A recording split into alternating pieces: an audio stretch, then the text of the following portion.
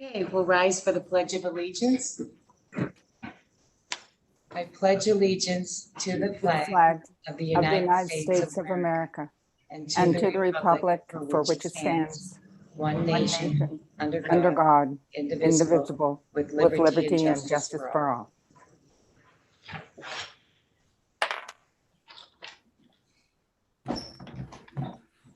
Wendy, you want to take the roll call? Mike Hobson. Here. Marilyn Ertley. Here. Deborah Nelson. Here.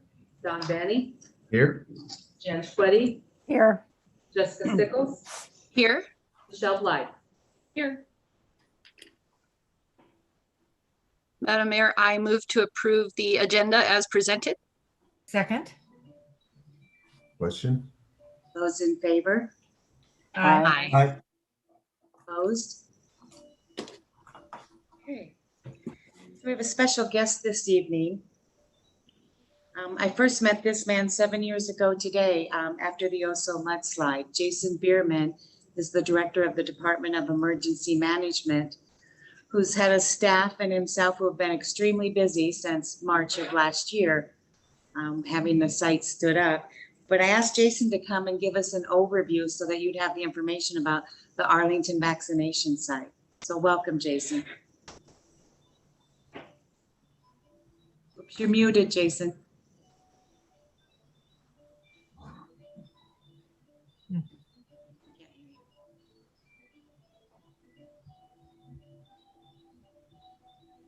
Are you able to hear me?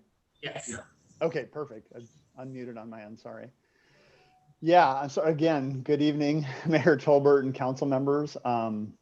It's hard to believe it's been 7 years that have gone by since then. It's been an emotional day for lots of reasons. But I want to say thanks for having me.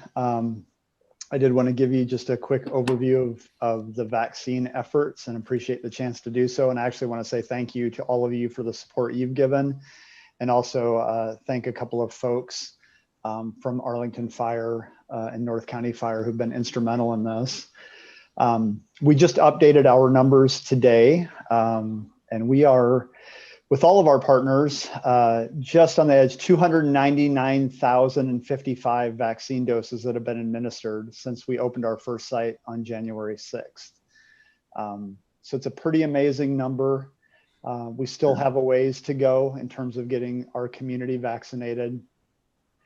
But we now have, from that first site that we opened at Paynefield, we now have 5 sites that we regularly operate, one of which, of course, is Arlington Airport. It is one of our busiest sites, and so far has actually had the most, what we call, throughput of any of our sites. So that site by itself, by our calculation, has accounted for 49,500 vaccines administered. So it's a pretty massive number. And of that, nearly half are folks who are fully vaccinated. So you all should be very proud of your community and of the work that's been done. We're excited to see that we're getting a lot more folks vaccinated. We're hopeful to get a lot more vaccine so we can get all of these sites running at full capacity.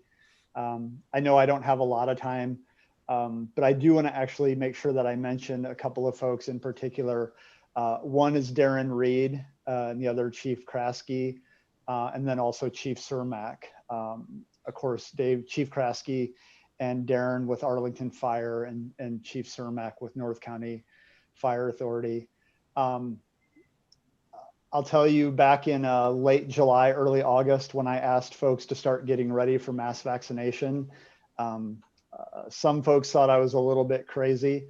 I actually started my emergency management career in public health, and I know how important mass vaccination is, and I know we did a lot of planning and knew we would almost certainly have to do some form of mass vaccination. And we asked a number of folks, including those 3 that I just mentioned, to help partner with us. And Darren in particular brought a lot of expertise to our planning effort. Of course, he's been supported by Chief Kraske, Chief Cermak, and the rest of his department. But when I tell you, that we've vaccinated 49,500 folks at one site, that's no small testament to what they brought to our planning effort. I think it's important. It's stuff that no one will necessarily ever look back and think about the folks who planned all of these things, but they should. It's been a real honor to work with them. Darren and the Fire EMS folks also had a hand in our Evergreen State Fairgrounds site, which is another 31,000 folks that have been vaccinated. And our first site at Payne Field, which has vaccinated about 13,000 before we suspended operations there. So if you add those numbers together, and I won't say I'm perfectly up to speed, but sort of rough math, you're talking about vaccinating the population of Marysville and Arlington combined since January 6th. So in just a couple of months, those three sites have done an incredible amount of work. So I just wanted to say thank you again. I want to say thanks to those gentlemen. Thanks to all of you for the support that you've given us and the county and the work that we're doing. Glad to see that we're moving into phase 3. Glad to see that we're starting to get more vaccine and looking forward to getting everyone who wants to get vaccinated quickly and safely. Happy to answer any questions you have. And again, thank you, Mayor Tolbert, for the chance to speak. And thanks to all of you for the support that you've given to us throughout this, what has been a quite long and trying year. So thank you. Thank you. Before I take any questions, we want to take an opportunity to thank you, Jason, for the excellent work I think that you've done during the pandemic and for finding people in our community like Darren Reed, our community resource, paramedic resource, to establish a way that people on the north end of the county can have access to the vaccination. The site is remarkably efficient. And I've heard so much praise from people who go through for the kindness and the graciousness of the volunteers who work it. We want to thank them too. They haven't always been out in pleasant weather, but they keep a smile on their face and they move people through efficiently. So we're very grateful for that. Does anybody have any questions for Jason? Jan and then Dawn. Okay, I just have one, and you may not be able to answer this, but I have read just about everything on COVID from the beginning, and I have not read anything where anyone who's had both shots actually ended up with COVID. Is that a pretty good statement? There are folks who have still gotten COVID post-vaccination, but what we do know is they are much less likely to have very severe effects. Much less likely to go in the hospital, much less likely to have any long-term effects. You've heard about the long haulers, the folks who've had it for a long time. It can still happen, but it's been dramatically less impactful on them than it would have been if they would have gotten it without being vaccinated. Okay, thank you.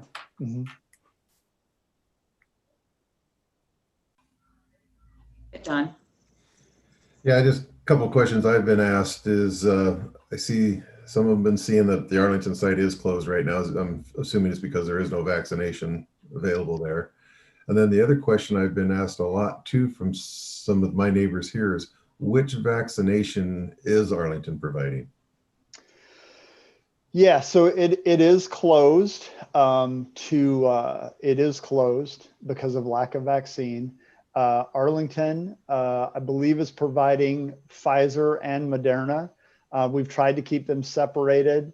I believe it's been mostly Pfizer that has gone through there. And one of the great things with the system that Darren helped put in place is that other than Prov, we had some of the only other ultra cold storage in the county, courtesy of the work he did. So we were able to do that up there.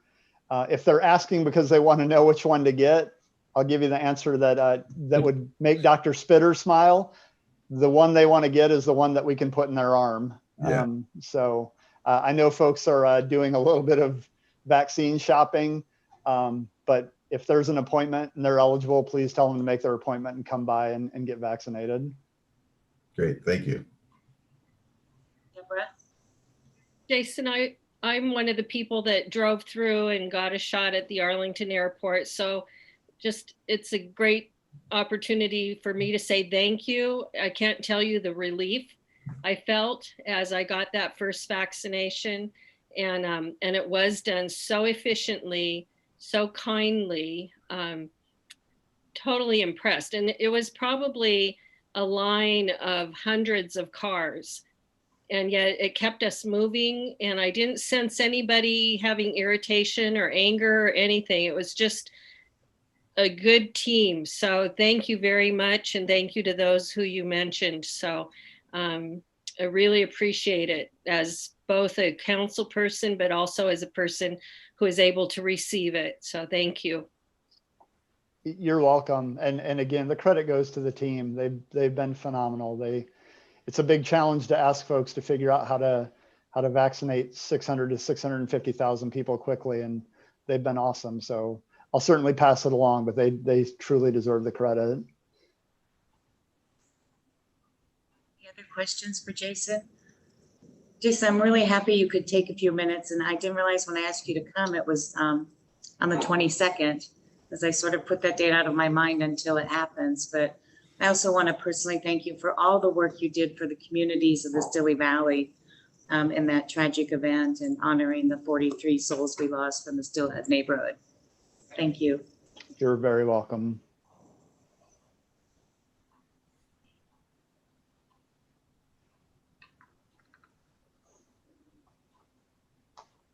So we'll now move into our workshop items. The first we have is a resolution appointing elected officials to the Regional Fire Authority Transition Board. Paul Ellis. Thank you, Mayor. If you recall from our discussions about the RFA and the annexation into North County Regional Fire Authority, our governance model requires that we appoint 3 members of the electeds from Arlington to serve on the board temporarily until the end of 2023. At that point in time, those positions, 2 of them will be elected positions, districted from the city of Arlington. And then the other one has the opportunity to be from a at-large position, elected from anywhere in the district. That will put the board for the North County Regional Fire Authority at a total of 5 districted positions and 2 at large. This resolution will just set our 3 electeds to serve for the next year and a half until the elections for the Fire Commission Board. Happy to answer any questions. Dan? Just to clarify, Paul, so in 2023 or 2024, when they're elected, those positions can be held by anybody in the city. They don't have to be on council? Correct. It's a elected position. So anybody within the district districts will be established based on population. So anyone living within the districts will be able to run. Okay, so that would actually include people, say, outside our city limits, but are still in the fire district. Its potential is, as the population changes, that those district boundaries will change. So we're going to have at least 2 districted positions in Arlington.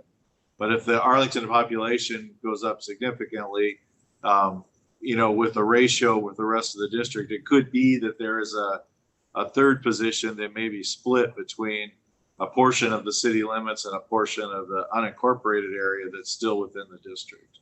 Okay, thank you. Mike and then Michelle. Yeah, I'd like to propose a second resolution rather than just accept what's been dictated here on this one. I'd like to propose another competing ordinance, and would make the motion next week along with the current one. And my motion would be to move to appoint City Council member Don Vanny to position number 7, City Council member Michelle Blythe to position number 8, and City Council member Jessica Stickles to position number 9 to serve on the North County Regional Fire Authority Transition Board until December 31st, 2023. I mean, I appreciate that, Mike, but I didn't plan to run for office again, so I wouldn't be a good option. Okay, that is fine. I didn't ask anybody whose names I put down there. I just selected 3 members of the council. And of course, it's up to the council member to decide if they want to actually do it. So I will put in a different name for the motion next week. I guess I'm, Deborah, and then, Michelle was next, and then Deborah. okay. Sorry. Yeah, I just wanted to make a comment regarding this recommended motion. No, Marilyn is Councilmember Marilyn, will be active as a city council member through 2023, but Nelson will not be. She's not be only active until December 2021. But it shows her in term until December 31st, 2023, which is 2 years after the end of Nelson's term. Just making I'm not sure how you would make someone effective until then if their term is expired, terminated in the end of December of this year. Is that supposed to me? Are you? No, I'm just making that comment that I would not support that just because that term, that the individual's term is up at the end of December 31st, 2021. But this recommendation has the council member in this proposed position until December 31st, 2023. Okay, thank you very much for your comment. Deborah? In reply to Michelle, what I would think is if I'm not reelected, that then it would be up to the commission and the council to then choose a different council person. So I'm sure there's a due process for that. I was asked if I was planning on running again, so that has been considered. It's not something I want to say right now, but so I wouldn't worry about that. I also feel like I want to assure Councilmember Hobson that this is an issue that I've been involved in my whole tenure as a council person, looking at regional fire authorities. So I'm well-versed and very committed to serving the citizens of Arlington on this transition board. Thank you very much, Deborah, for your comment there. Marilyn, did I see your hand up? You're on mute. I just wanted to say that some discussion went on about who would be on, appointed for these positions. And I know Jessica and I were both considered earlier, but then when she decided she didn't want to run again, she's moving on to other things. And so the discussion became within the committee is, do you have somebody with experience that has worked through this entire process to be on that committee? And that's why Jessica and I were assumed to be those 2 people and 1 other person. And I think it's appropriate for the mayor to be that other person. I put in a lot of time and it's a lot of work. And so I feel very comfortable with that position. Not to say that somebody else couldn't catch up at some time, but you need somebody at least on there that has been to these meetings and participated, I believe. And as far as Deborah goes, you never know. You appoint people to all kinds of positions, assuming they may or may not continue. So I think it would be better to address Deborah's situation as it evolves. If she were to not be reelected, we would appoint someone else. That's my feelings on that. Okay, thank you, Marilyn, for your comments. This is the discussion I wanted to have. I was very uncomfortable with seeing something come across my desk, so to speak, and say, these are the 3 people, boom, boom, boom. I didn't like that. I wanted to have a discussion amongst council members to discuss the different people that may or may not be interested in doing this and discuss it as a council, not having something that's dictated to the council. And I don't know if it was intended that way or not, but that's the way I took it when I saw that. That's why I brought this discussion up tonight. I don't think there was any intent that way, Mike. I think it was, again, Jessica and Councilmember Marilyn Early were naturals because they've led us to this process. They've been engaged in all of the discussions, all of figuring out how it will work so they could oversee the implementation of that and make sure it adhered to those guidelines. Yes, I understand that, and I understand the position. That position is reasonable, but I felt too that it's time, rather than using the same people over and over and over and over again for all these different committees and whatnot, commissions, that the county should open things up to other council members, some of the newer council members, for instance, which is where I was going with this, wanting to bring them into those types of positions. No, I agree with that. I will say that, you know what, we do expect council members to reach out to us. Usually that's how it has happened and always has. I'll get an email from someone on the council. I got one from Dawn when we talked about the LEC board and said, I would like to be on that. So I want every council member to know, reach out to me and Paul if you have an interest. That way we can look at what the names are in there. Yeah, Happy to do that. Jan, I saw you had your hand up, sorry. Oh, Jessica, and then. So I would agree that Deborah has probably the most experience besides Marilyn and I because of working on the RFA many years ago. However, I would feel more comfortable if I knew the commitment to the council was there, because you were asked if you would serve on this, so you felt the commitment to the RFA, but I would like to know that you felt that same commitment to run for council, because of course you can't know if you're going to win or not, but just to know that you're planning to be here. Yes.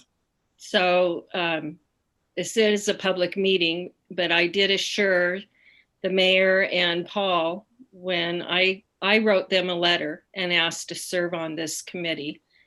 Just like the mayor had just said how people do. And yes, I wouldn't have done it if I wasn't planning on putting my name in May. So, and then we'll just, hopefully I'll win to serve again. My commitment is definitely there. And I hear what you're saying, Mike, for new members, but I know that I've not been on boards or committees for several years. I've not been chosen for anything special. And this is something that I want to see through, that I started the first year of my service as a council person working on this. So I would like to see this through. Thank you. And Michelle? And I just want to, Mike, I appreciate you bringing that up because when I first read this also, I felt the same thing, that this was going to be, we're being directed to do without any input from any other council member. So I also, coming from working with team environments and people at all different levels to make sure that we are getting input from one another and asking or discussing it versus all of a sudden you see something that says, oh, and this is who we're going to appoint. I think that it always works better when you get a discussion. And my comment on Deborah was not in any regards to whether you have the experience or not. It was just, that's the first thing I noticed on here was that the term was 2 years after when your term was expired. And yeah, so my comment was if someone was going to commit to run, then that's one thing. If someone's not elected, then that's not anyone's fault. But I thought it would be a waste of a year if someone was deciding not to run when someone else could be learning for the entire year before that term expires. So I'd like to see, I'm aligned exactly with Mike said, I do like to see more of a discussion and more input from others that want to get involved in different committees and boards. That's it for me. Marilyn. I just wanted to say, I was just sitting here thinking about everybody's comments, and Jessica and I went through this entire process last year, and there were conversations about this very topic, that we would eventually have to have commissioners from our city to represent should this ever happen. And it was always, we didn't know for sure if this was really going to actually happen. But in most of the conversations that I remember, it was assumed or discussed that Jessica and I, being the representatives on this committee, would then assume the position until an election happened. And most of the discussions went that way. And I think it may be that we didn't inform the council of this. I mean, it was like an assumed thing, and every discussion we had about the process always said that we would probably be the people on there unless we chose not to do it. But does that sound right to you, Jessica? Do you remember, like, we just kind of assumed that would be, and all of the information that was presented to the council from these meetings, maybe we missed that. I don't know, but there's a lot of information that came out in that entire year that's so valuable that you can't really explain it. It just was the whole process. And so it's unfortunate Jessica won't be here because she has chosen not to run again. So we need somebody or three people that kind of are really familiar with this. And so I had, because my term ends then as a council person, and so I would be a likely person to do that. And same with Mayor Tolbert. So, and Deborah has all the experience. So I apologize, and if we did not convey this kind of assumption to the rest of the council. So I think that's what happened here. That's it. John. Mike, I'd like to thank you for your comments and stuff, but I sort of agree with what Marilyn just said. I've assumed that both you and Jessica would be the position here just because of all your experience with the dealings and the workings with the RFA committee the whole last year. And I know Deborah's been in the battle there from day one when she got going on the first time we were trying to do the RFA. So no, I thank you for your comments, Mike, but I'm not upset with who I see going. And again, thank you.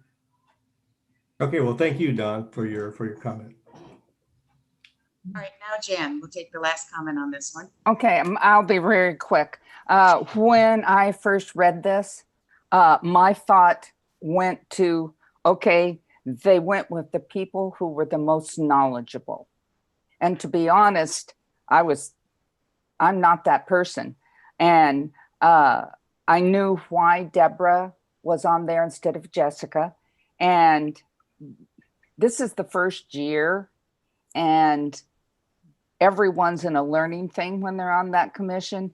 And I feel really comfortable that we've got three people on there that have the knowledge base, and we need that. Thank you, Jen. And I think that's probably what we want to keep in mind in the future when we select people on committees or boards or commissions. What we're really looking for is that knowledge base and that experience that can really serve the citizens of Arlington. And in this case, make sure that we guide this annexation in a way that meets the commitments we made to the voters and the residents of Arlington.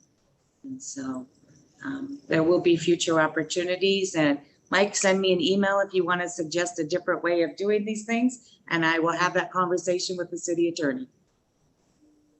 Will do. All right. Can we move on to our next subjects? Everybody good? So next up, we have a reappointment of a member to the Parks, Arts, and Recreation Commission, Sarah Lopez. Good evening, Madam Mayor and members of City Council. We will have an opening on our Parks, Arts, and Recreation Commission in April.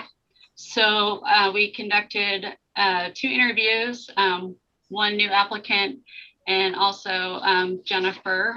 Our interview committee is recommending that we reappoint Jennifer.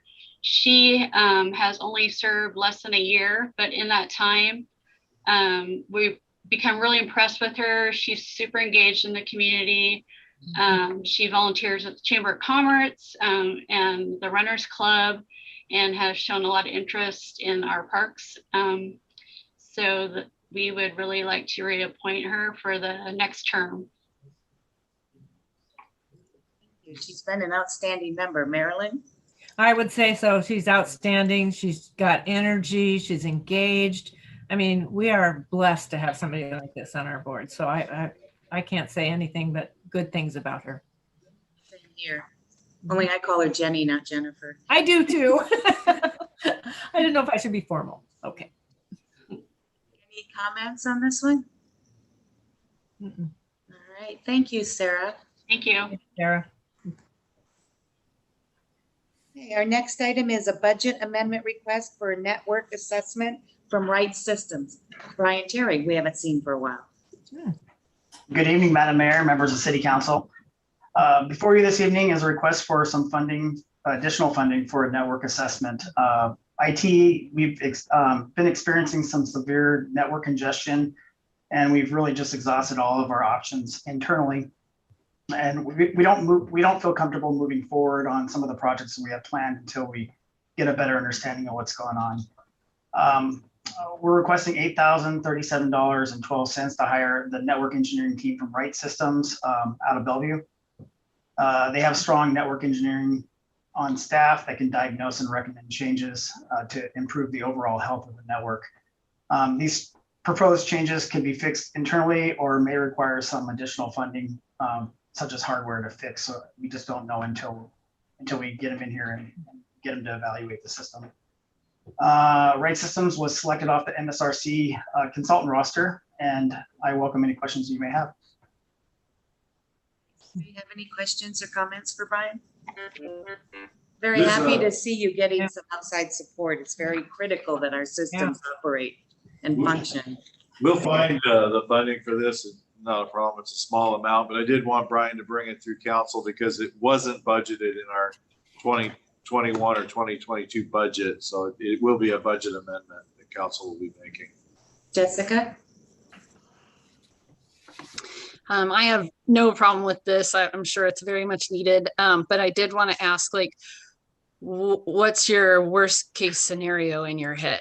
Just so we could be prepared just in case. She wants us all not to sleep tonight. Yeah. Right. I don't know that it could be just as simple as some configuration changes that we've overlooked. But in a worst case scenario, it could be a replacement of the core switch would be in somewhere in the $20,000 to $30,000 range. Any other questions for Brian? All right, thank you, Brian. We'll get this fixed so you can sleep at night. All right, thank you. Our next item is a resolution to adopt the Housing Action Plan. Mark Hayes. Good evening, Madam Mayor, members of the council. So this is a document that you've seen before. We're just moving through the process here. This was funded by the 1923 House bill to create, to assess and create housing across the state, specifically affordable housing. And so this is a performance-based grant. And so the deadline, of course, is June 15th of this year. So we're moving through those processes in order to meet the grant obligations here. So the Housing Action Plan is a document that identifies both current and future housing inventory in Arlington by market demand, community needs, income level, affordability, housing type, functionality, and location. And this was done through the creation of a housing needs assessment, which is an appendix to the Housing Action Plan itself. And so as part of that housing needs assessment, the intent of that was to identify who lives here, what their socioeconomic characteristics were, what types of housing were available, and if there were groups of people that need to be identified in order to be able to find housing that is safe, affordable, and meets their household needs. This was identified through the strategic objectives. And so the strategic objectives that were identified in this, pardon me, were to expand opportunities for households to work, live, and play locally, preserve community and character, and address the housing needs of everyone. So this was a document that had a lot of data in it, and I know that it was overwhelming for quite a few people to read this. We've gone through it numerous times through Planning Commission, and we did bring that back to Planning Commission last Tuesday, and there was a question and answer session of that. And so this is coming forward to council with Planning Commission recommendation for adoption. Mark, I noticed when I read it, one of my key takeaways from this was that we don't have the housing mix that can satisfy the current socioeconomic conditions of our community or what we project them to be in the future. Can you just, for the benefit of the public listening, give us your top key takeaways from the analysis? So the analysis really hit upon numerous things. The one obligation that we had with this grant was to create the housing action plan, but it was also to get to that very need about what types of housing are missing and what types of housing we need to be creating in order to meet the goals of the housing action plan. And those were what is referred to as the missing middle housing types. And so as a part of this, that requires us to have these missing middle housing types within one or two of the zoning districts within the city of Arlington.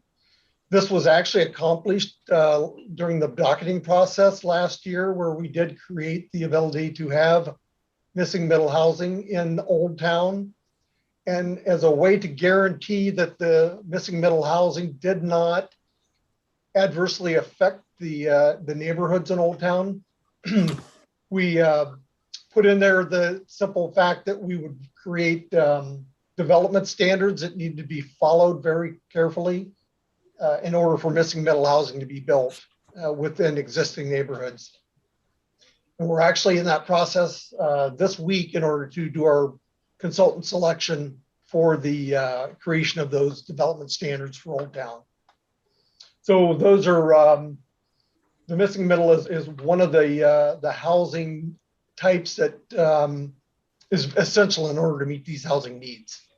The other portion of this is it identified some of our housing needs for not necessarily for rental, but for affordable single family residences, and specifically for residences that really address people to be able to be the first time homeowners so that they can begin to assemble some personal wealth from home ownership.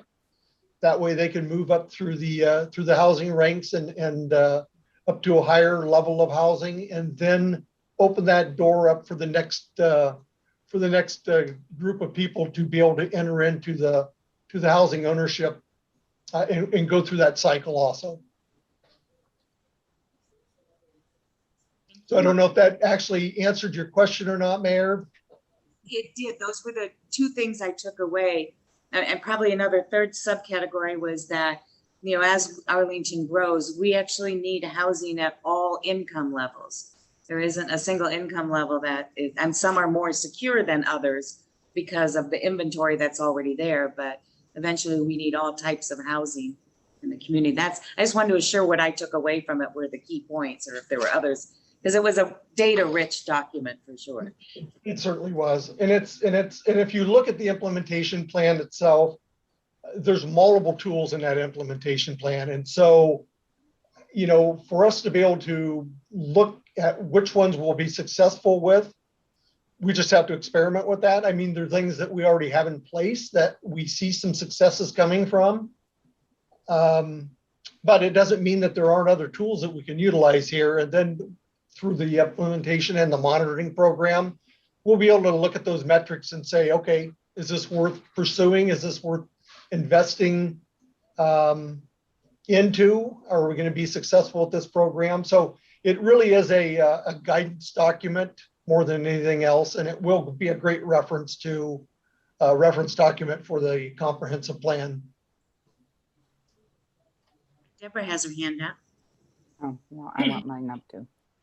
I thought is a great guiding document. And so with you saying that, Mark, I'm assuming this is a living document that will be referenced as the Planning Commission and Council regularly in the future looks at the comp plan for updates, correct? This will be an integral part of that?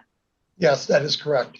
And then I was glad to hear what your takeaways were in the mayor's, because those were basically my takeaways. But as I was reading the implementation plan and thinking about, the different years, 0 to 2, 3 to 5, and 6 to 10, and knowing how your department is really pushed to the max with projects and what you're working on, and knowing now my knowledge of cities with building or housing departments are bigger cities. But what I would like to put out there is in the future, maybe in the next 5 years, the council would look at, or maybe before that, but look at budgeting a person to hire that their job is to make sure that this is implemented.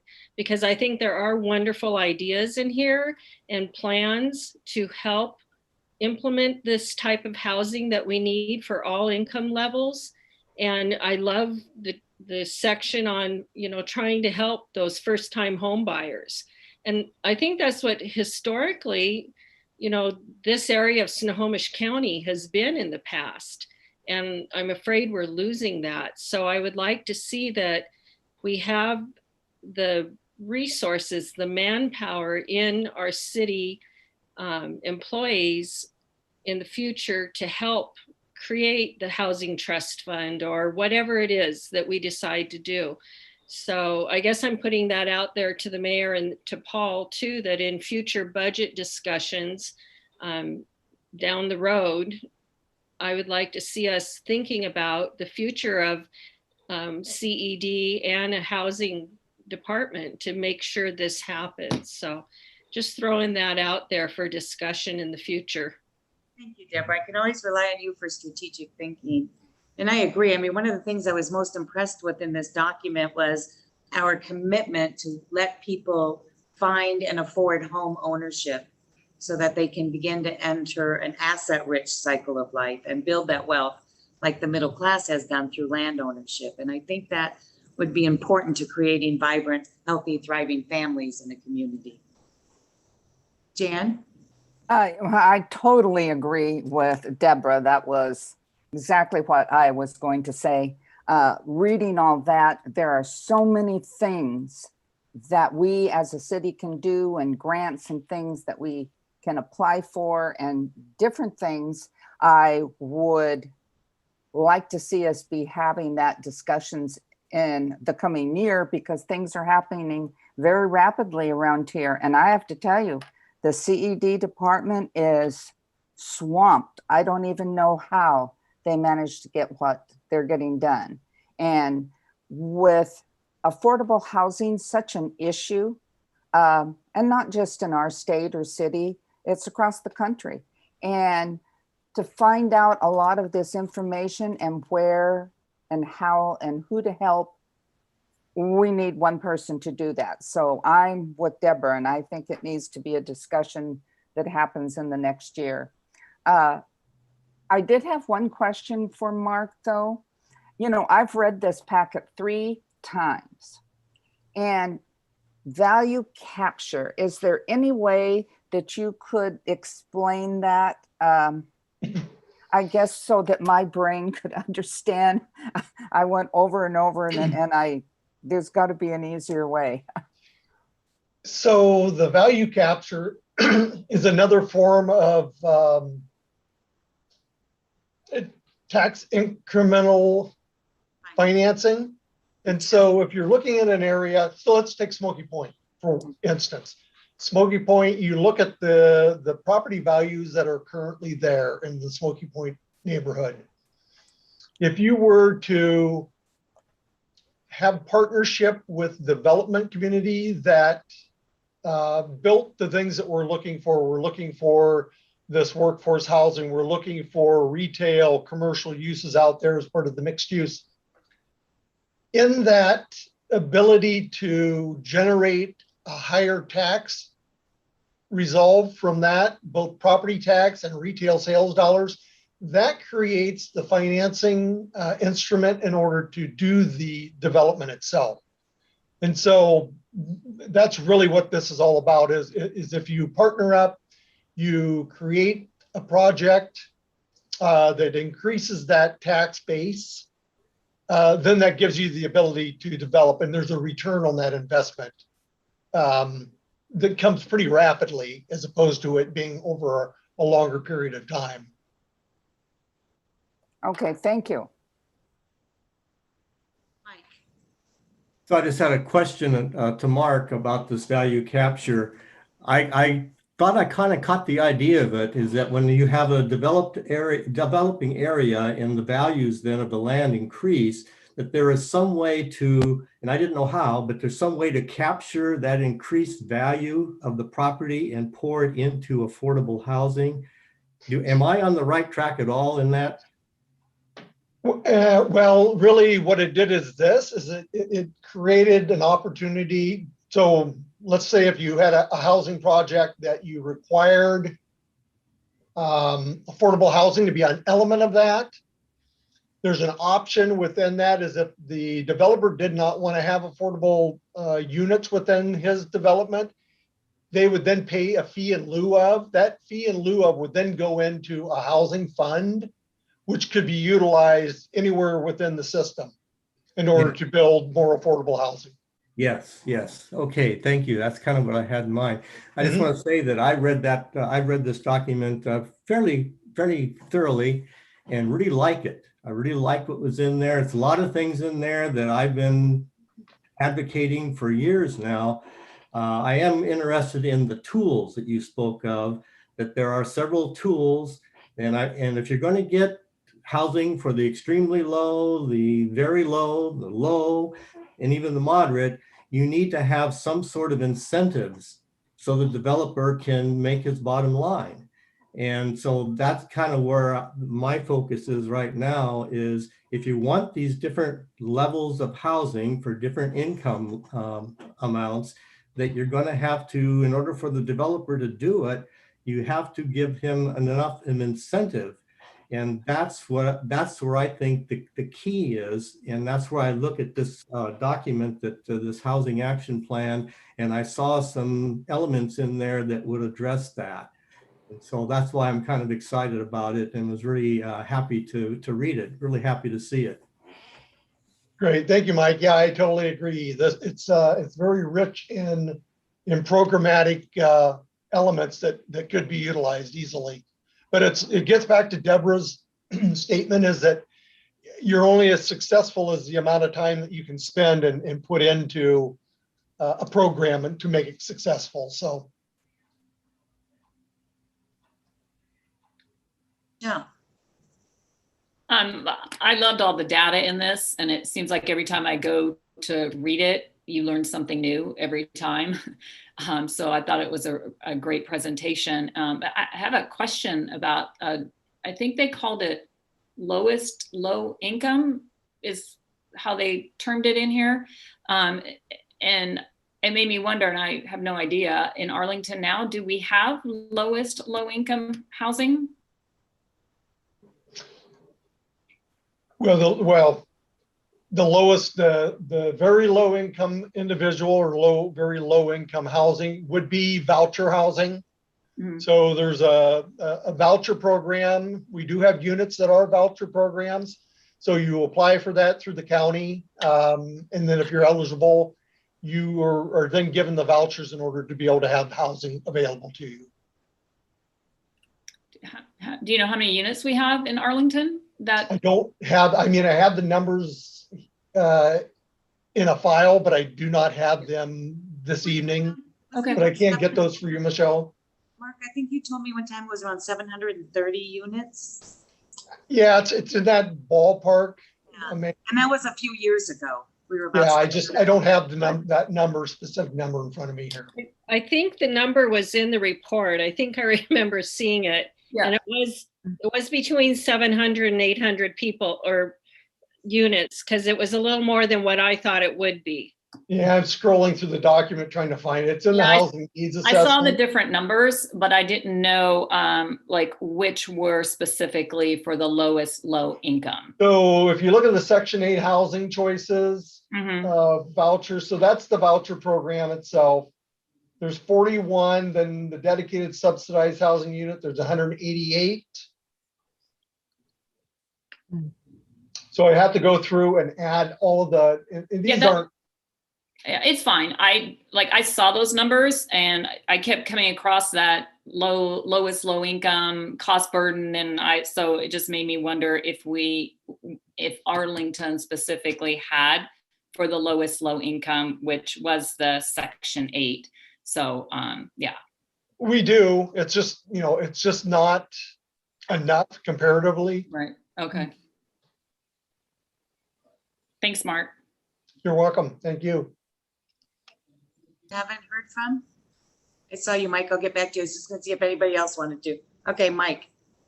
Yeah, I think that lowest low, I think they describe it as extremely low. That's less than 30% of the area median income. And what we need, according to that, what I looked at in the housing needs was 219. I think that's over 20 years, 219 units at that level. And I think that's the way they went down the list. Very low, we need 184 units. Low, 175, moderate to high, 657. So these are the numbers that they gave. That's probably changing, as each month goes by. But that's kind of what we're looking at. And I believe that's over a 20-year period.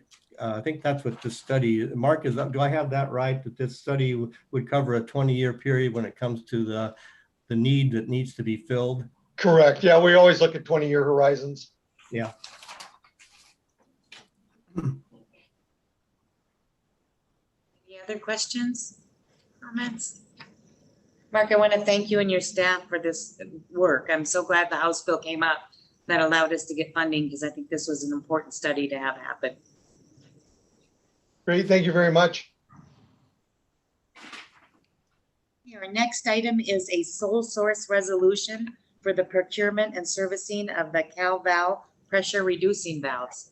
Jim Kelly.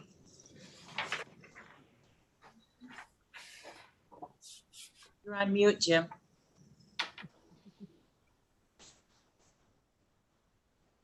Oh, we can't hear you. Probably gonna go out and come back in. This is Mike Wallenick. Can I test my audio? Yeah. We can hear you, Mike. Okay, great. So I'm on next. Hopefully I won't have the same issue. Thanks.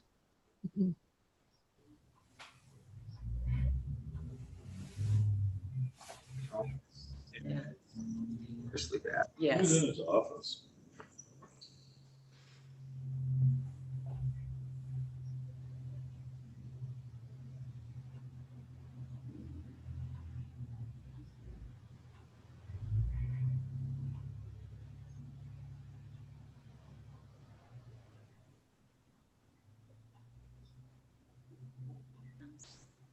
Madam Mayor, can you hear me now?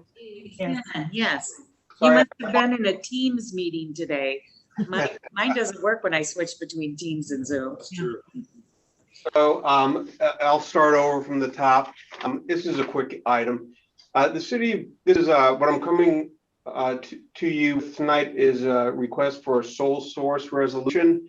The city of Arlington has 9 pressure reducing stations. Each one of these stations has a different model of a pressure reducing valve produced by Clay Valve.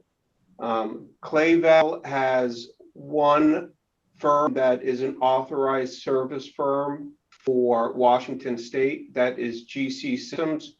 We are looking to get authorization to waive public works bidding requirements and sole source maintenance activities to GC Systems. Thank you, Jim. Does anybody have any questions? Seems to make sense. All right, thank you, Jim. Thank you very much. So next up is a resolution to support the YRA 7 Watershed Restoration and Enhancement Plan. And joining us for that presentation is Mike Wolonek. Thank you, Madam Mayor and council members. I appreciate the opportunity to present on what is a complex regional water resource issue. And I'm going to see if I can share my screen with you. I hope this works. Please tell me that you're seeing We are. a PowerPoint presentation that is now beginning. Here we go. So the city's place at the table in the Snohomish Basin Planning Project started in Olympia. If you'll recall, in 2016, a Supreme Court decision known as the Hearst decision did two things. It turned 100 years of water law on its head by inviting permit exempt wells or individual rural homeowner wells to the water rights roundtable. Historically, they were a separate entity, but with a number of other laws and court decisions building through time, the Supreme Court decided that they were at the table also. The same decision also placed decision-making authority with the county permit counter. That's the authority meaning, is this a legal water supply for this particular residence represented by this permit, building permit? Is it actually a legal source or not? And the counties really did not want that responsibility. It ended up in some moratoria. If you'll also recall, back in 2018, there was a legislative effort that delayed capital budget consideration until there was some resolution over these water moratoria. So in 1691, the legislative intent was codified in the Stream Flow Restoration Act. The act directed resolution of these issues by an individual or on an individual river basin scale by committees consisting of local stakeholders. The Snohomish Committee first convened in October 2018. Arlington was one of 12 cities. We're on the north end, and you'll see over here city of North Bend on the southeast. Sizes of the cities ranged from Index to Everett. There were also 2 counties, 2 tribes, a number of other entities. Okay. The plan, the intent of the plan was to, in the basin, to quantify the number of exempt wells that could be developed over the next 20-year cycle, 2018 to 2038. Then develop an estimate of how much consumptive water would be used and not returned to streams. Then, because there is no more water to be made, you would have to identify these hieroglyphics here. It says water for water in time and place. So if for every new gallon of water used, we would have to come up with water that would be offsetting those impacts. Realizing that's a sticky thing and difficult thing to do, there was some allowance made by the legislature for water, even though it's not in time, if you will, and or water for water that's not in the same place, or different kind of water, if you will. In addition, they had to validate these plans, had to validate that fish habitat, water quality would be enhanced or improved. So they call that the net ecological benefit. And the committee's plans will go to ecology, and they will have to validate whether our recommendation that this will improve things, even though we're going to be having impacts, we're going to improve the environmental situation. I'm going to go straight to the results. So we had a 20-year horizon because we had to look at things in place. We also divided it into 16 sub-basins. It's the biggest basin outside of the Skagit that would be considered in this round of planning. We identified 3,389 projected permit exempt wells. And over the course of that, in the 20th year, if you will, those wells would be consuming 800 acre feet of water. That, when you take that out of the stream, that's the reduction of 1 CFS. Mean annual flow for the Snohomish is about 2,500. In gallons per minute, that's about 500. So then in addition to quantifying that, we did have to come up with projects and actions that would offset that consumptive use, and in a way that ecology would be able to agree that we're meeting a net ecological benefit. So now we're going from Olympia to Arlington. There's a decision to be made. The law requires committee approval before we forward it to ecology for final approval and implementation. It requires consensus by all committee members. All the representatives that were actively participating indicated consensus back in January. The plan is not supposed to be contentious, but it perhaps can be. Snoqualmie Tribal Council did not support the plan, meaning that there's going to be additional rulemaking that has to happen by ecology.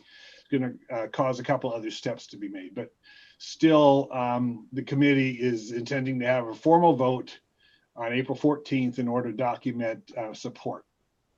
So all the other entities, as well as Arlington, are currently reviewing and approving the plan. Our process has been myself and Josh Grand-Lenard, the alternate, briefed our directors and the Planning Commission.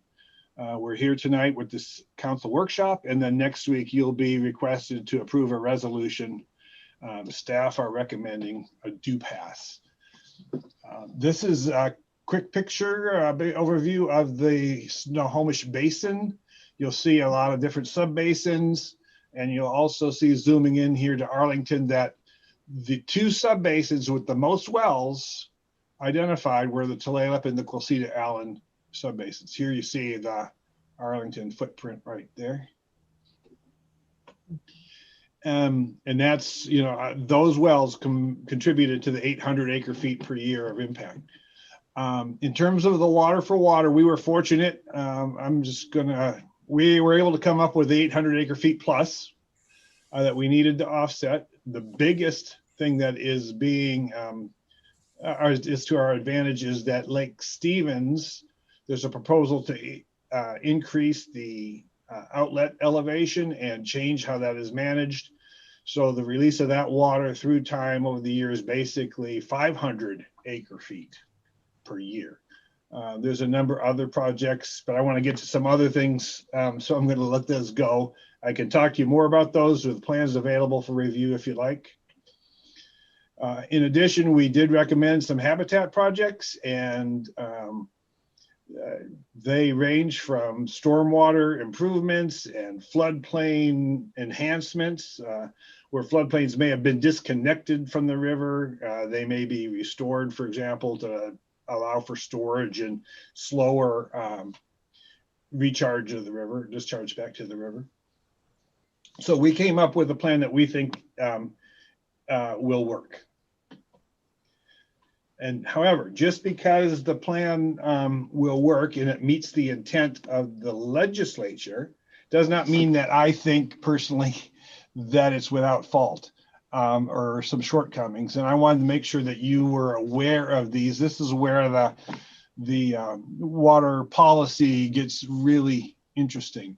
Our neighbors to the west, Seven Lakes Water Association, they straddle the basin divide between the Stille and the Snohomish, just like Arlington does.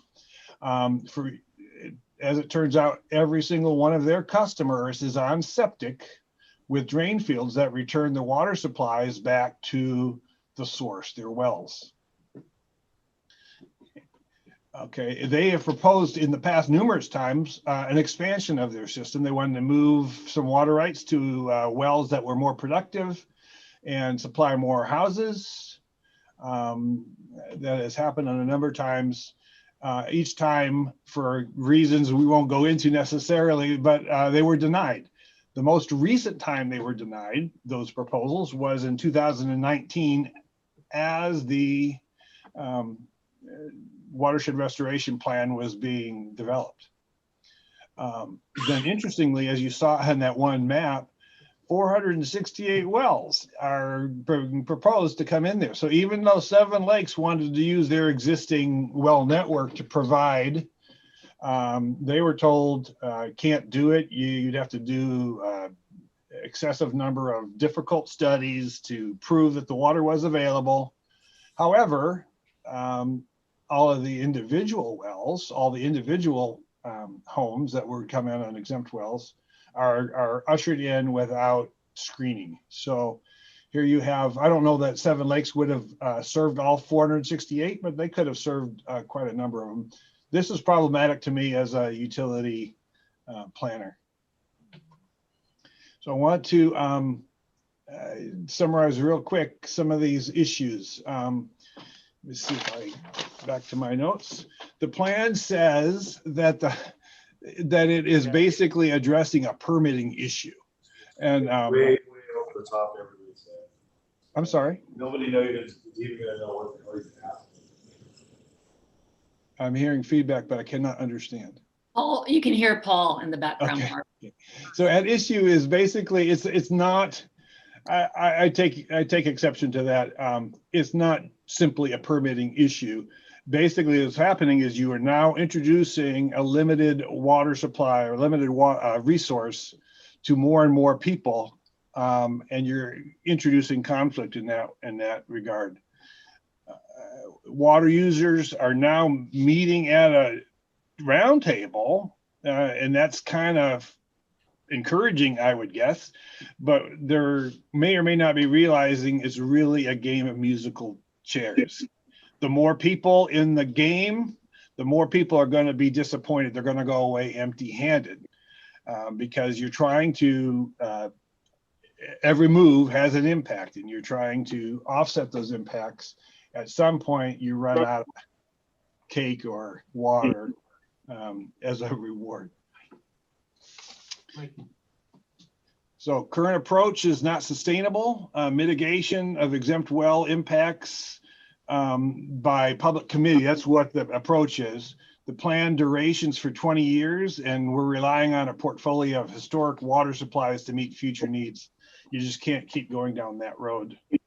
Utilities are wanted to be part of the solution, but not provided the same level playing field. So definitions about what consumptive and non-consumptive uses are, whether you get offsets and return flows credited to you or not, is not the same. Zoning is a better tool in managing growth than is controlling water and wastewater service. Growth is going to happen whether utilities are positioned to provide that service or not. So I thought it was worth telling the Planning Commission that that zoning is a pretty powerful tool when it comes to actually quantifying that demand. And then finally, anticipate that the city the staff, we will be coming forward with more water supply proposals in the future before future conflicts increase. The city may want to be more aggressive on meeting future needs and make moves now for long-term water supply, not necessarily just near-term. So if there are any questions, I'd be happy to answer them now or later. I appreciate the opportunity to listen or to hear me out. Can you turn off your screen sharing so I can see the council members again? Sure. Thank you. Well, maybe I can, maybe I cannot. I'm going to do my best here, Barb. Oh, stop sharing right there. There we go. I got it. Thank you. Jan has a question. Yeah, there were several things that you said you didn't agree with and that were issues in that, but yet we're being asked to approve it. I was just wondering how that works. That's a great question. The nutshell answer is sometimes you pick your battles, and politics and otherwise, perhaps. It's to our advantage, I think, to side with other municipalities, and we're not the only ones. I'm not the only one making those observations. I was hoping that there would be included a policy or something that would notify legislators that, the approach that we're working on is not, sustainable. It's not going to work next time just because it worked this time.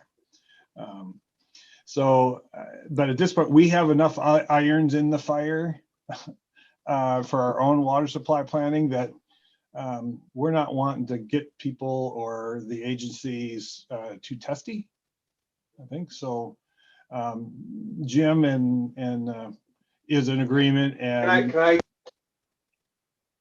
can I just also,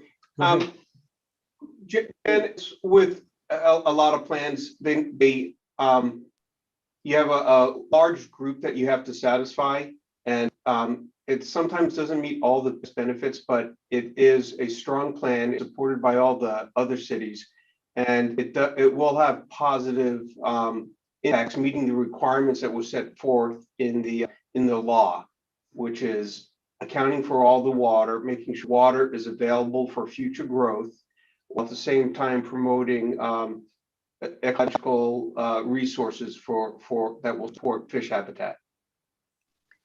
So at some point in the next, is there a group that's going to come back and look and maybe change the things, 5 years or 10 years down the road? Yeah, there is an adaptive management portion to the plan. Okay. And starting, I think, around year 5 or 7 is when they would start evaluating whether things are proceeding as planned or as anticipated or not. Okay, thank you. Michelle? Mike, you said that it was one of the slides you were on that not everybody agreed. And I think it was it the Snoqualmie Tribal? Yes. Did you say why they didn't agree with it? Or did I miss that? But why didn't they? I didn't say because I don't know. Okay. I think it's more interpersonal, intergovernmental issues. The Caribbean and ecology don't get along very well. Okay. So then if they don't agree, like they could hold out and not ever agree on it, and then nothing happens? Well, what happens is additional plan, and the legislature wanted consensus, and if they don't get consensus by the committee members, then it goes to ecology through our rulemaking process. Okay, thank you, Mike.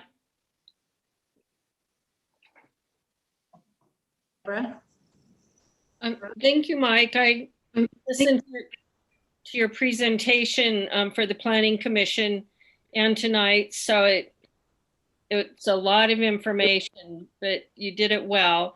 The one thing that I just want to put out there that is of concern to me, and I know that we're dealing with our water here in Arlington, our future needs, but I just want to say that that is a concern of mine, that as we go on in the future and with the growth happening, to make sure that we're protecting our water, that we have enough here for our residents. So I know all this works together. Thank you, Deborah. Any other questions or comments? And do have enough water for our resident, our growth, and we are always actively pursuing to make sure that we do have sufficient water. We will always have water.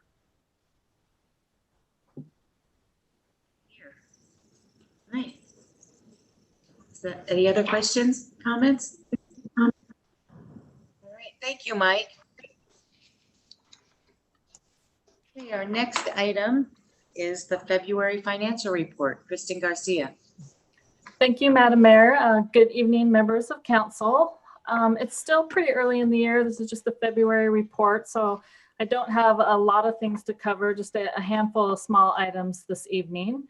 The first two I wanted to point out are revenue payments that we received early in the year that kind of skewed our budget to actual percentages. The second half of District 21's fire service payment for 2020 services came in early in the year. So if you look at our charges for services revenue, it might look higher than what we budgeted for this time of year. And then for miscellaneous revenues, similar, North County Regional Fire Authority is cost sharing some of the annexation expenses. And to be conservative, we didn't budget for those anticipated reimbursements. So that revenue category will also look higher than what we're projecting for budget this time of year. I also wanted to note that we did receive a CARES Act reimbursement early in 2021 from the Economic Alliance of Snohomish County. That was for 2020 expenses under the CARES Act. And we do have a final reimbursement that we're expecting this month from Snohomish County for the fourth round of the rent relief grants. And I only wanted to point that out because I just wanted to clarify that this wasn't any new money that the federal government has recently passed. This was all related to the CARES Act funding for 2020 expenses. We're just closing out the final reimbursements on those monies. Excuse me, telephone taxes is an item that I've talked about periodically over the years. It's a revenue item. It's not significant to the general fund, but it has been declining consistently over time. We are continuing to see that decline. We did make a significant adjustment downward in our 2021 budget, but when I looked at February, the decline was a little bit sharper than what I had anticipated, so it piqued my interest. I looked into it a little bit and I didn't pinpoint a specific reason, but just wanted to bring it to your attention that it's on my radar. It's a revenue that I'm now adding to my monthly monitoring. I'm going to pay attention to it. And if I do think that there's any budget impact or area of concern, then I'll certainly bring that back to council. Last couple of items, I wanted to thank Snohomish County. They did give us an additional Flex Fund grant for 2021 for a little over $6,200.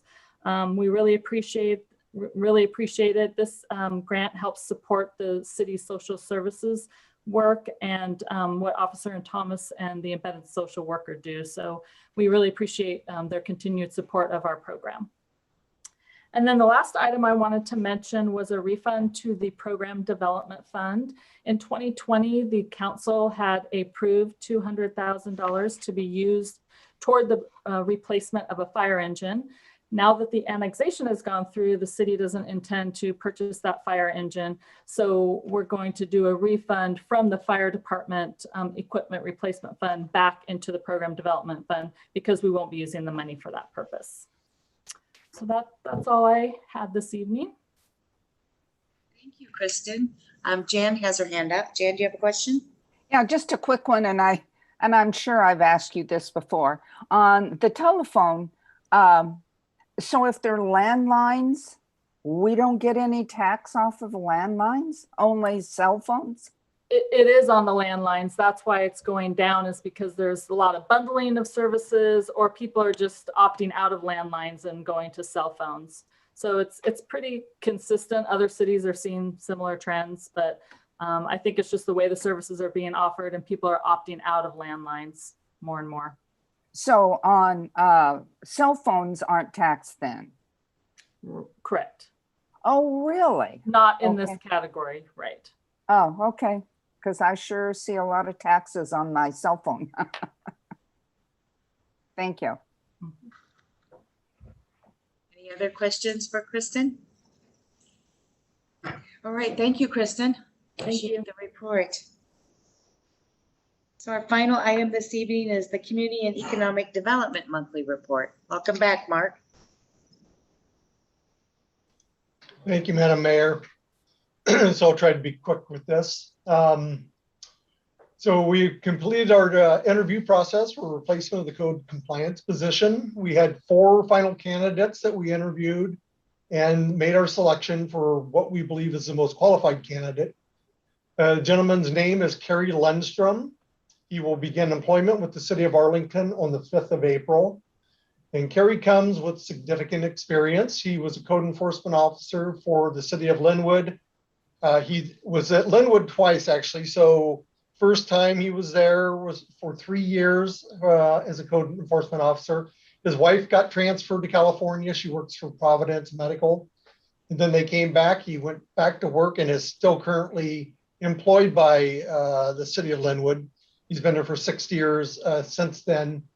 But he was also a police officer for Hoquiam for a period of 10 years. And so he has a very vast array of experience. And so I think you'll really enjoy him. He's a great personality, very compassionate. And so we really look forward to having Kerry begin and join our team here. Update on contracts. So Burke completed our planned action EIS, and so that's over with. That will be removed from this.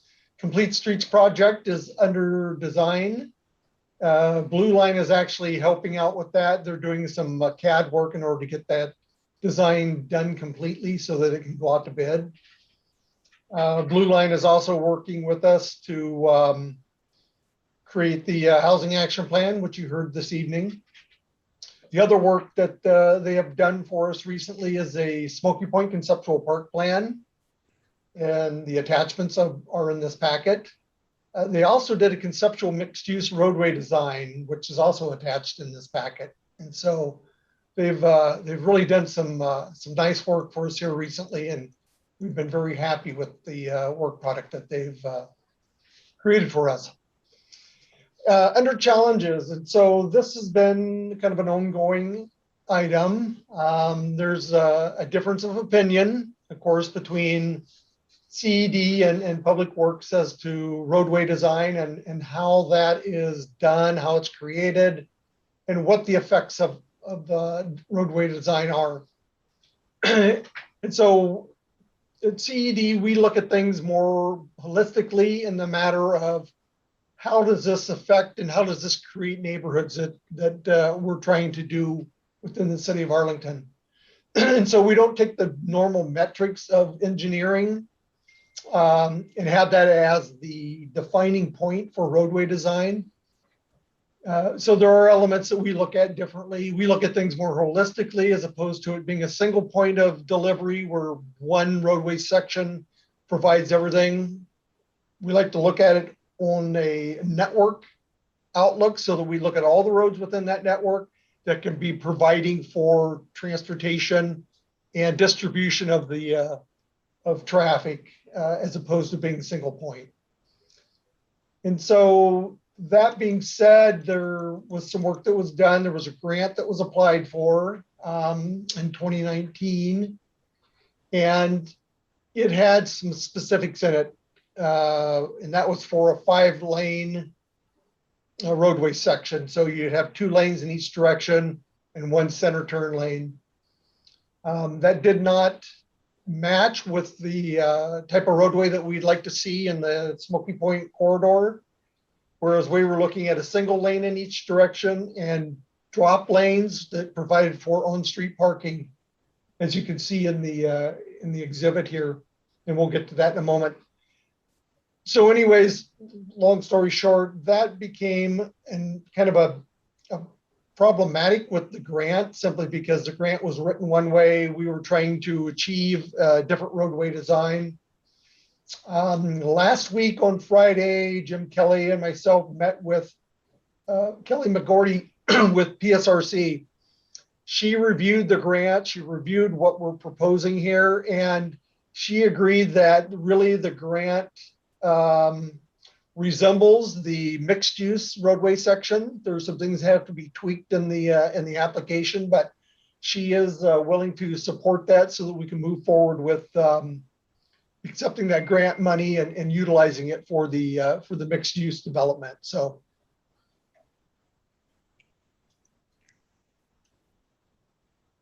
Opportunities, we met with Marysville to discuss transportation issues. That became kind of an issue with roadways connections. We had development that was being done. We eliminated a through roadway connection simply because the proposed roadway ran right through a wetland and we knew that would never be constructed. Well, Marysville had it on their comprehensive plan. We basically removed it because it was something that was not likely to ever happen. And so that created a conversation with Marysville. And so we've been kind of going back and forth with them about having ongoing conversations and working on a updated plan for roadway connection. Met with Moe's on Olympic. Have you seen the parklet down on Olympic Avenue in front of their store? We went through that process to get it permitted. I think it's turned out really well. They're really happy with the outcome of it, and so I think that was a success. We've met with the development group who's looking at trying to create a townhome and condominium development on 207th. So this is on the Portage Creek project. So this is where off of 200 or off Snohomish Avenue to the east side there. Met with another individual who was looking to do a 140 unit apartment complex next to the Best Western in Smoky Point. He did not do his homework because he did not show the required mixed use element of that building. And so after our conversation with them, he's gone back to redesign his project. Then we met with two separate developers who are looking to do manufacturing industrial buildings along Arlington Valley Road in that subdivision of manufacturing industrial properties back there. So it is starting to get some groundswell there. But I do want to move forward here. If I can do a share screen. Should be okay to do that, Mark. Okay, thank you.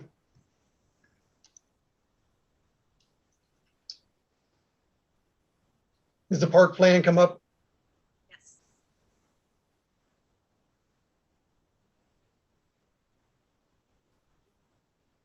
Can you see the park plan? Yes, we can see it. Yes, we can see the park plan. Okay, thank you. So this is the conceptual plan. This is actually located where conceptually it's on the property along Smoky Point Boulevard. This would be on the north side of the Smoky Point Community Church property.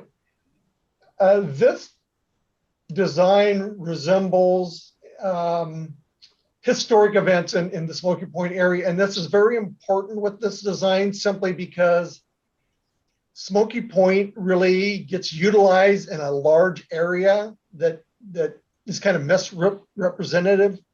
And so we just want to make sure that we can really brand the Smoky Point area and show historically why it is called that, what's occurred out there. And so this park really resembles those items.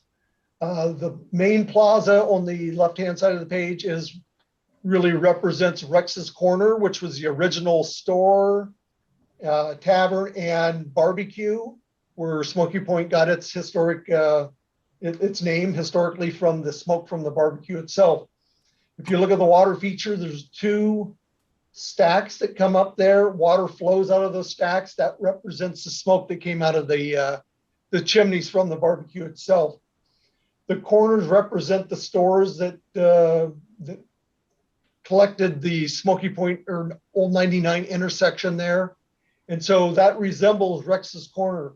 Now the oval design here is the old horse track where, I don't know if all of you know where Pony Estates is. It's a older subdivision, but that's where the name came from, was the simple fact that they had a racetrack there. And so that represents the old racetrack there. And then as you move across to the right, from the left to the right, you can see there's another plaza, divisional plaza here that has the shades.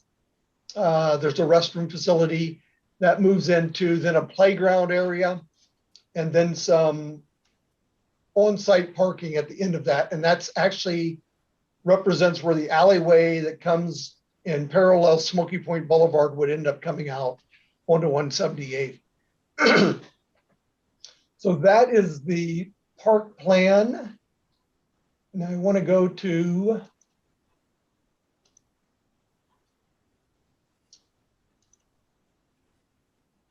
the cross section for Smoky Point Boulevard.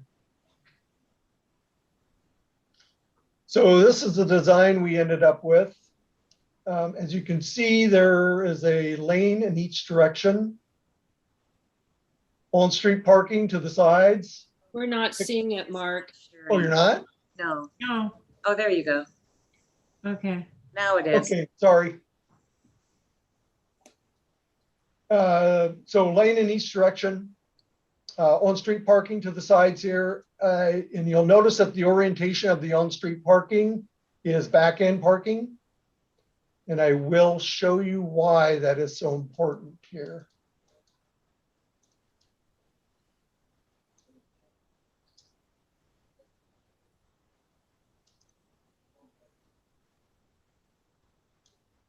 So this is a Sharrow. So this is the drop lane I'm referring to. So where the vehicle is, the white vehicle is on the through lane. And this is the Sharrow off to the side of that, in front of that on-street parking. So the Sharrow allows for vehicles and bicycles to share that lane. And so there is this buffer median that you see here that protects that bike lane from the through lanes of traffic. The reason why there's back-end parking is that way you have the time to back into the parking stall, but when you leave that parking stall, you are facing into the oncoming bicycle traffic. And so there's, it's a safety feature so that you don't have the ability to back into the pathway of a bicycle that's using the Sharrow itself.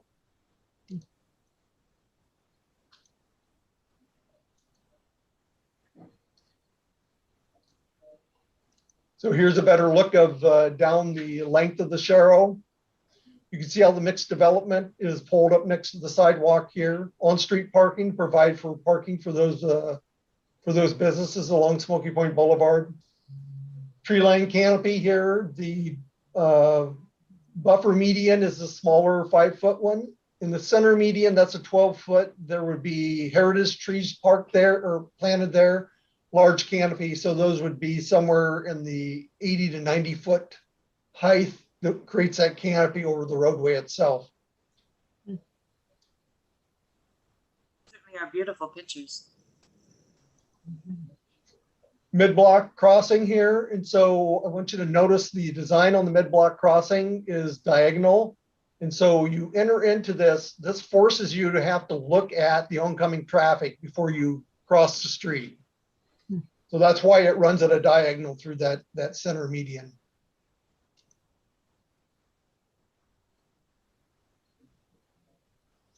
Just another view from the center median of the 2 through lanes here looking across.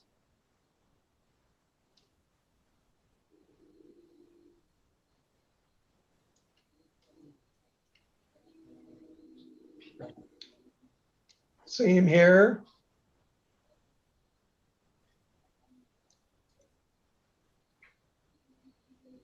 Just a different perspective here. But I do have one thing I do want to share with you very quickly. Let me lose this one and bring up this.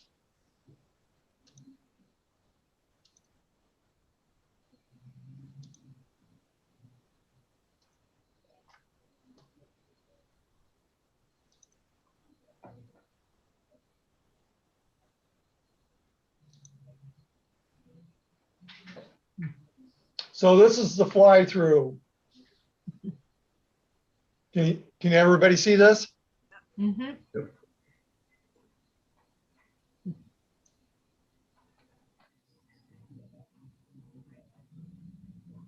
So Mark, I've got a quick question while we're looking at this.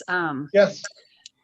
The concept is really beautiful, but that's a lot of grass. And I know our theme is kind of like the rockery in the middle. So is this just concept, or is this kind of the thought of how you want to move in the future?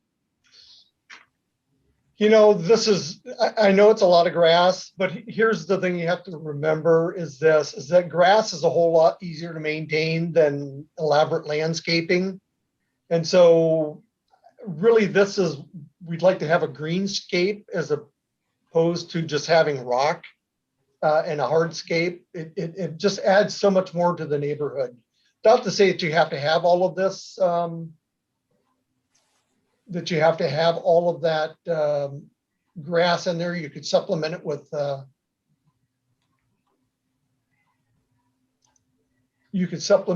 hardscaping in that. One of the things that we weren't able to do here because everything costs money, of course, is we didn't show any of the public art that could go into the medians. So all of that could really be incorporated in that. So it reduces that total lawn area, but you know, as the hedgerow grows up in here, that eliminates part of that area to be mowed, and it's just it's just one of those elements that you know, it's a conversation piece. You have to decide whether it's worth the maintenance for the grass and to have that appearance or not. So, but that's a great question. I agree with that, Mark. It's a beautiful picture that we paint, and that's part of our job, is to paint a picture of the vision of what we see that corridor could look like. That it will be more expensive than other roads because it has 4 times the amount of curbing that has to be built in. So it's just a matter of, you know, do we want to push towards that kind of vision and build those neighborhoods we've been talking about? Deborah? One comment to your point, Jessica, for us to remember, a lot of the classes I've done on transportation is those type of medians are low impact design, meaning for stormwater drainage. So then you get less flooding. Whereas if you just do hardscape in the median, you're going to get more water runoff and flooding. So we need to have a bit of both, you know, and that's where you bring the engineers in. But it's important for us to have that low impact design in these streetscapes. I just am excited to see this because, as long as I've been on council, that has been the vision of all the councils that I've served with for Smoky Point Boulevard. So thank you to CED for promoting this. And I'm really glad to hear that Kelly has embraced it, because it's what PSRC envisions for streets such as Smoky Point Boulevard. It's meant to move all people, not just be an arterial of speed. And it's for safety, it's for better business, it's for that sense of community and neighborhood. So I think it's really exciting, and we really need to keep moving forward on it, because that's been the vision of the councils over the past years. So thanks for sharing that, Mark. Great, thank you, Deborah. We've talked about a number of things, like a community park in Smoky Point, and a different vision for what complete streets and our roadscapes could look like as these corridors in the city build up. And I'm very excited that we have some visuals so that all the council can kind of see what the visual are, that this isn't just something just thought of. This is where the planning's been going. And I hope the visuals kind of help marry that together, you know, to have that, see that look of what we're looking for. Mike and then Jan. Yeah, I just want to ask a question. Maybe Jim is the one that could answer this, but I'm curious to, I mean, I like this vision a lot, but I'm just curious to know what is the vision of was it Public Works that wanted to have the 5-lane road? Is it speed? Was that the main thrust for that vision, is speed? You know, it could either be that, or it could be comfort zone of where they're at for how they're used to planning roads. We're asking, this is shifting things and changing things into a more intentful road that's not built just for cars, as Deborah said. These are built for communities and for all ways of traveling, for walkers and pedestrians. So my guess is that the difference between the two departments is it's always hard when you're going through sort of a culture change and shifting into a different future than the way we've always done things. Yeah, I just thought maybe they had an actual, reason. They had a logistical type of reason for it, that's why they promoted that. So those are the engineering metrics I referred to, Mike, in the report. So that's how engineering looks at it, volume and speed to get from point A to point B, and how many vehicles you can get there in that amount of time.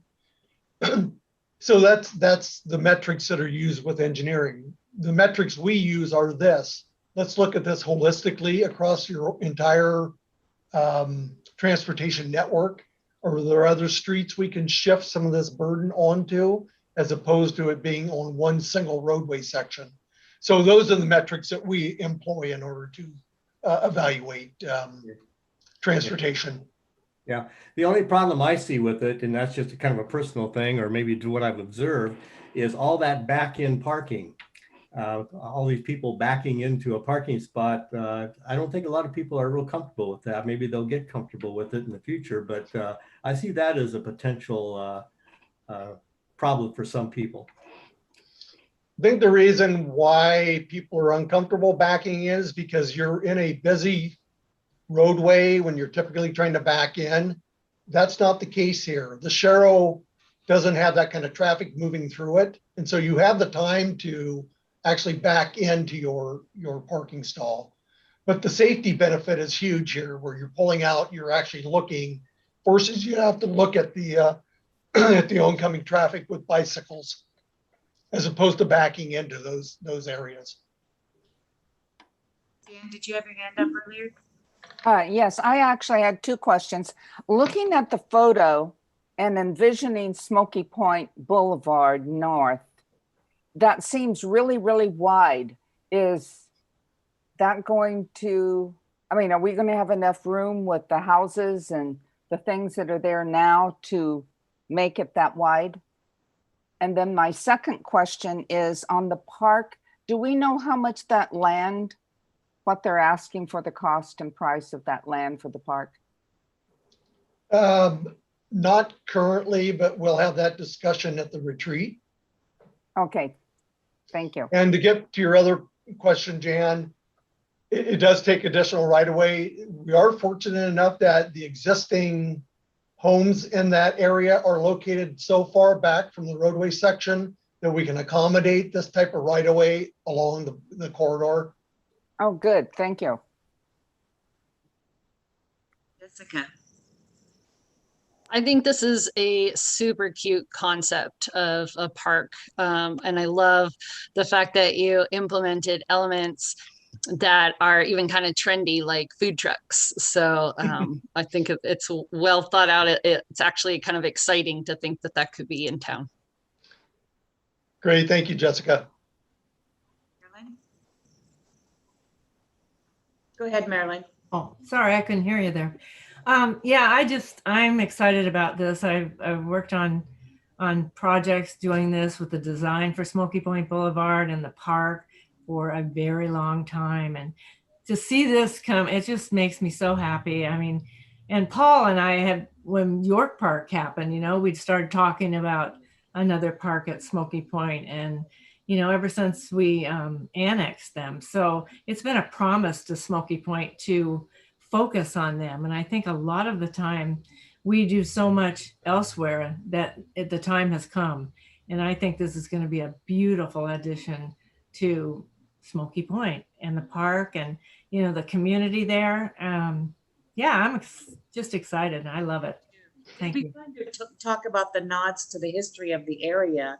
I know. It's wonderful. Itself is large enough to hold a stage, so it can become like Legion Park. It can become a civic gathering place, and that part of town, central. Play areas for the kids, water features, be able to have community events out in the open. And I think that would really help that bifurcated sort of part of the city because the airport runs right through the middle of both sections. So to have that civic engagement at both ends of town would only benefit the city. I know, and at some of the like the Arts Council and maybe farmers market, places like that, it'll give another opportunity to have events there as well as in downtown. So Smoky Point was having its own farmers market. It was just in the parking lot of the farm store. This would give them a real place to have it that would mirror like the beauty of the one downtown. Right. I love it. Love it.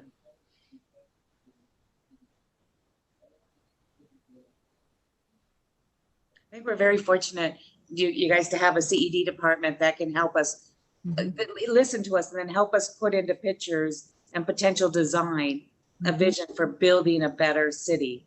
I mean, every part of Smoky Point would benefit if it looked more like those photos that Mark showed us.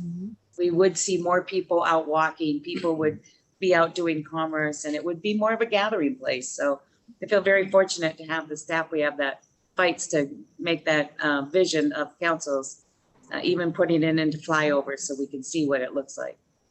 And this comes to just one last little thing. This comes to up toward Island Crossing and that, which is the next focus point, I think, that needs some attention. So it's just like a transition, we're making progress, and it's just good for our city. So sorry, Don, I didn't mean to. Go ahead. No, on you there. No, I was just going to say, when Mark first showed me these conceptual drawings a while back, I just fell in love with them. I was sitting, even afterwards, I come home and I started thinking, man, just imagine if you could get it all the way through to Marysville that way, the Smoky Point Boulevard. Look at the people would just love that drive. I think about the people who are going to live there. We're going to live in those multifamily housing units, and I just think I just hope that we just keep diligent about pressing for that. I know I really appreciate Mark trying to bring everybody on board to see that vision of that community park, because I don't think we're all in the same place a couple months ago, but helping see it and talk about the plans, I think is great. So I really appreciate that. Plus visuals are always good, right? Does anybody have any other questions for Mark? No. All right. Thank you for sharing it with us, Mark. Great. Thank you very much. Thank you for the support. Appreciate it very much. Great job. Thank you. Yeah. All right. Do you have any administrative report this evening? Just one item to, we have a long month we got a 5-week this month. And so just let council know. So next Monday, our meeting will be our joint meeting with the hospital and the school district. And so Wendy should have that agenda out shortly. And then our regular meeting to take care of business from tonight will be the 5th of April. The week just before our retreat. Is that joint meeting a 6 p.m. start? Yeah. So it'll be earlier start next week on Monday. 6:30. 6:30, I thought. Is it 6:30? Okay, 6. Oh, that's right. We're not meeting all for dinner first. Right. All right. Is there any comments from council members this evening?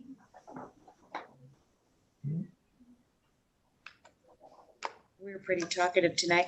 We had no members of the public that wished to speak to our meeting this evening. So do you want to take a review of the items and see what you'd like to have on consent agenda for that April 5th meeting? Well,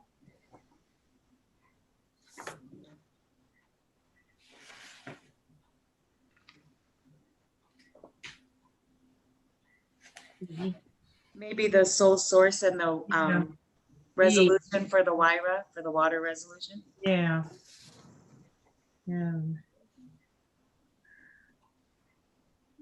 So what numbers are those, Barb? That would be numbers 5 and 6. Yeah. Yep. Anybody opposed Do we to need that? do we need to have the budget amendment request for the network to be on there because it's a budget request even though it's under 10,000? It could be on It consent. can be on consent. I would say I would be okay with that. I would have to see everybody say they're okay with that. Yes. Is anybody opposed to that? Let's put it that way. Okay. So then we'll add item number 3 as well. Got it.